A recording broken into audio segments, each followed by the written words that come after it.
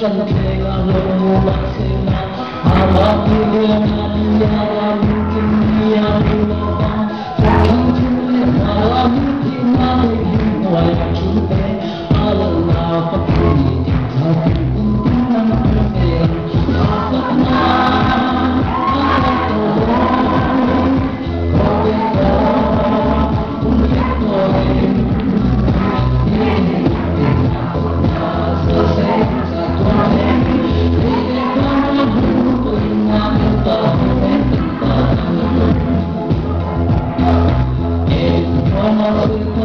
Come on,